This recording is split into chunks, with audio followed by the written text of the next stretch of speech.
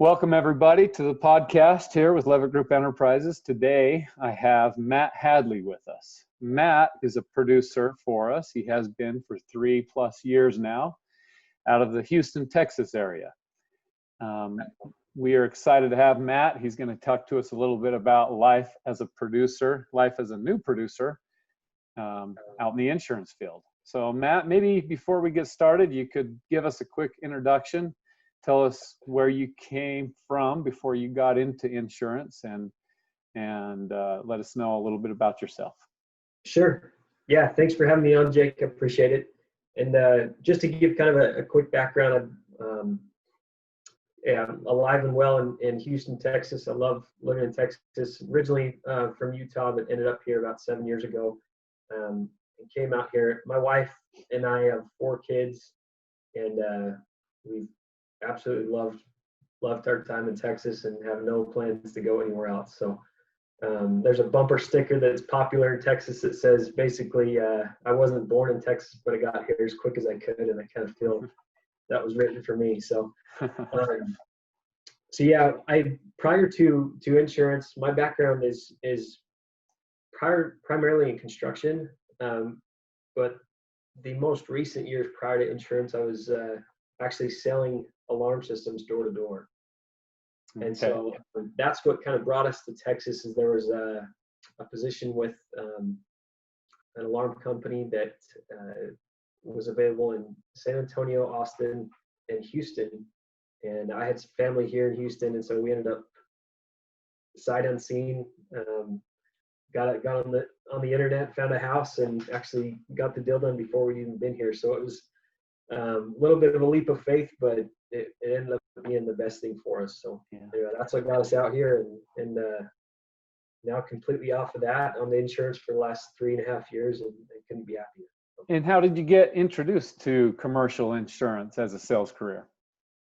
So I have a very close friend. We've been friends for 20 years or so, who's been in the industry for quite a few years. And he actually introduced me to the idea of commercial insurance. And after a few conversations over the years, ended up listening a little more and a little more and a little more. And then he literally introduced me to Levitt Group. So it's through a very good friend. Oh, very good. It's a little different than door-to-door sales in the heat of the Texas sun, but it's a good career path. And what about that career path intrigued you when you compared what you were doing at the time to insurance sales? Yeah, so the biggest pull initially was, to be honest, renewal commission. That was the most attractive aspect, I guess. I mean, there were some other things certainly, but especially coming from, like you said, it was a 100% front-end commission environment that I was in. And so just a completely different, set of circumstances there as far as income and commission. Very attractive. And then also just working directly with business owners rather than, going door to door and working with homeowners. It was not only intriguing, but very attractive as well. I had some prior experience being a business owner, and so I was really looking forward to that aspect of it, and I've loved it. Okay. And before you decided to give insurance sales a try, as your friend was recruiting you over to the industry, what reservations did you have? What fears did you have before deciding to pull the trigger? That's a good question. So, to be honest, I barely knew how to spell insurance, so the unknown was a concern. I purchased insurance, obviously, personal insurance, personal lines, and then business insurance I bought as well in the past. But I was just completely clueless on what anything meant.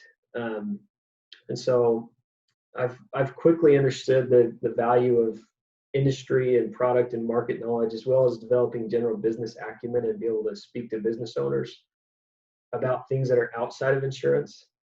So there's some tremendous value there, not only from the value of from an educational standpoint, but the value you can provide clients with being really educated as an insurance agent rather than just being a salesperson.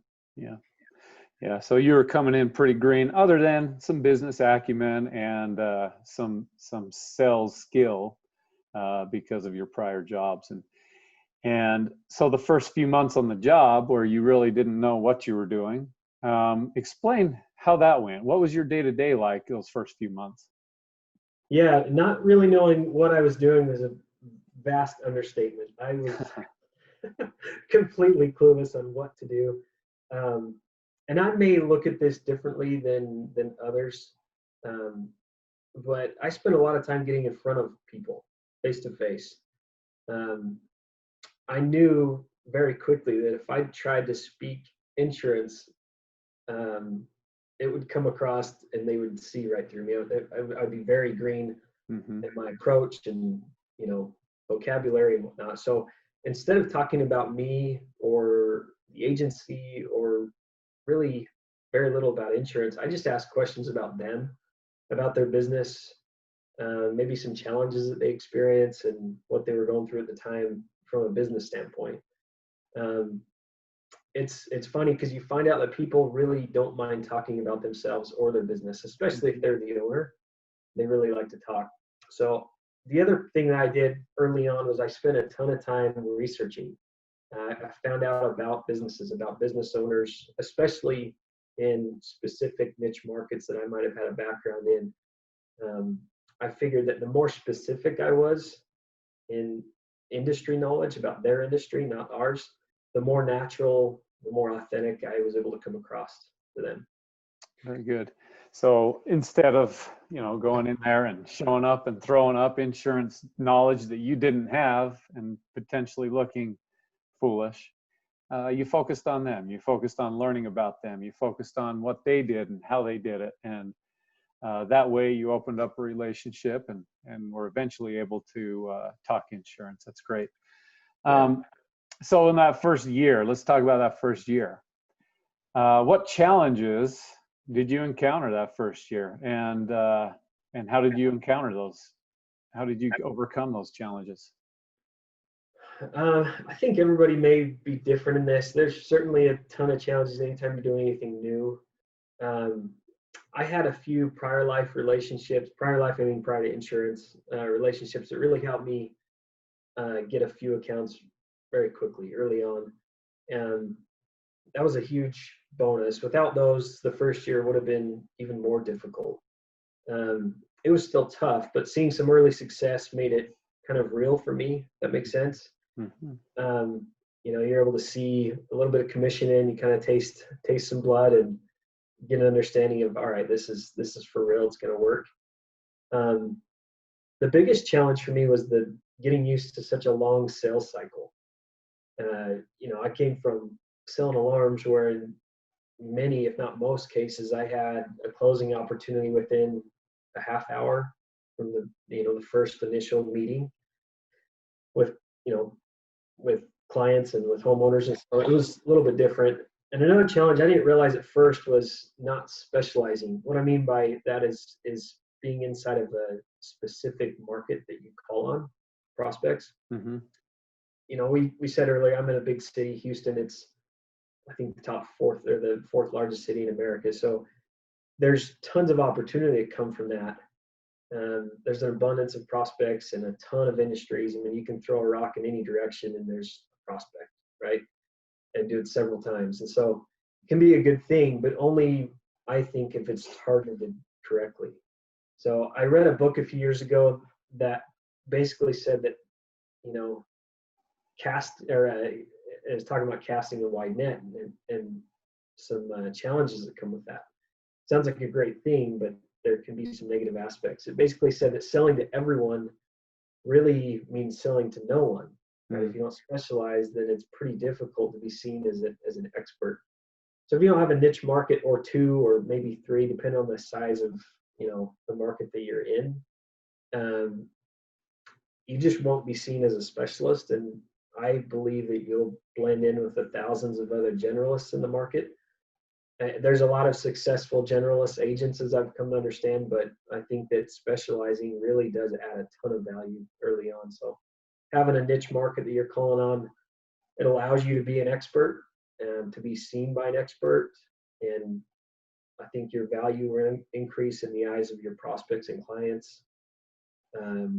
Referrals will come often, and because you're the guy, right? And then relationships with underwriters, if you're knocking on their door with the exact same things over and over again, they're going to be able to develop a relationship there. So. Yeah.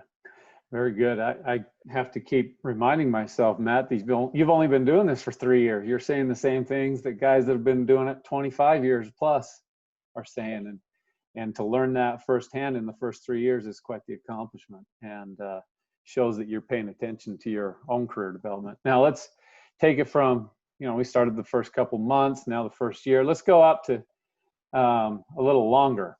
How long did it take you before you felt comfortable enough to take a prospect from A to Z, from when you first made contact with them till you closed the sale? How long in your career was it before you could do that all on your own with no help from any mentors? With zero help, I don't know if it's ever really happened, to be honest. But the first time that I guess I took a client from A to Z, it's tough to say all on my own, because again, I don't think that's probably possible, but it's not a good strategy in my mind. But the first time it actually happened was about 1.5 years in. The one I'm thinking of was came from a cold call, followed by some very relentless follow-up. But it could have been sooner, I guess, depending on the relationship prior to the initial call. But for me, it was about 1.5 years in. Okay. And you say it's maybe not the best strategy to do it from A to Z on your own. Maybe explain that a little bit. What specific help did members of your team give you to help a guy, that's never sold a policy to become what you are now 3+ years down the road?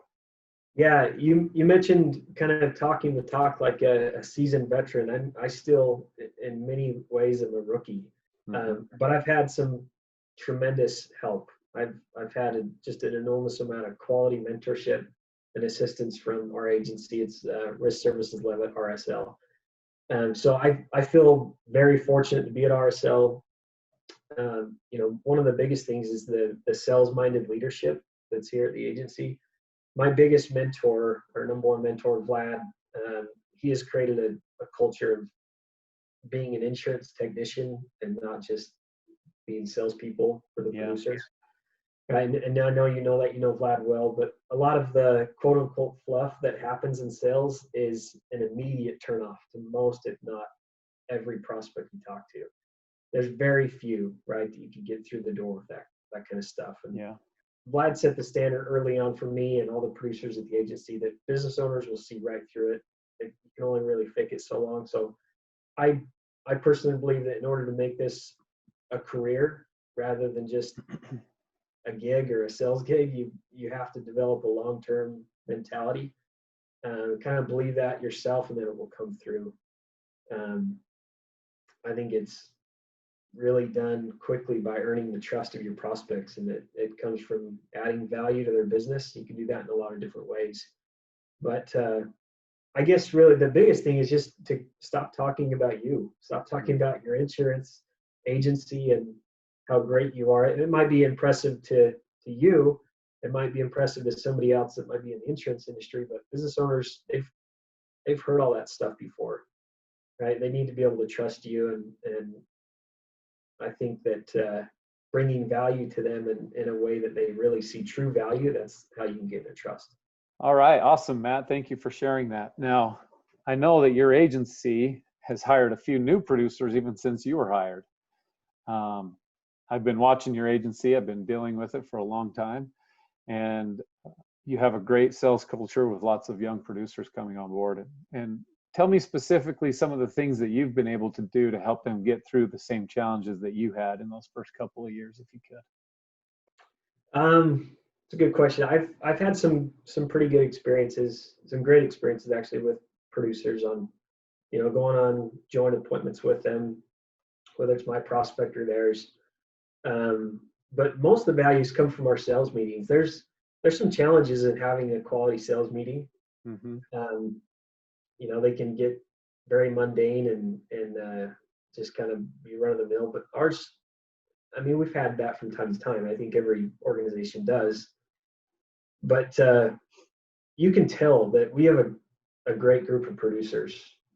They all are go-getters. They want to improve. They want to be successful. They're hungry.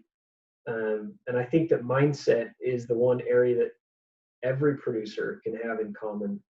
And even if we're on opposite sides of the house, if I'm in property and casualty, if there's an employee benefits producer, and even if we're focused on completely unrelated markets or niches, the attitude and effort behind the producer are the key ingredients to success in my mind. Yeah. You can really just about, overcome just about anything. So I've tried to be a positive influence for new producers and help them to take the emotion out of a rough call or a bad day or week or month, and just try to remind producers to treat everything we do for our customers or prospects as if we're doing it for ourselves. If it was our own business, we treat it like our own, then it changes the game, right? It changes the approach and the priorities, and really changes how people see you. So. Yeah, I like what you say about mindset and mentality. It really does take a grinding mentality and a positive outlook to make it through those first couple of years, which you have done. And anyway, Matt, I'd just like to thank you for coming on here with us. You've been very enlightening, and I think it will provide some value to those that listen, both agency leaders and producers that find themselves in similar positions that you've been in. I appreciate you coming on and helping us out. So thank you very much. Absolutely. Thanks for having me. All right. We'll talk to you later. And everybody else, thank you for tuning in, and we'll talk to you next month. Goodbye.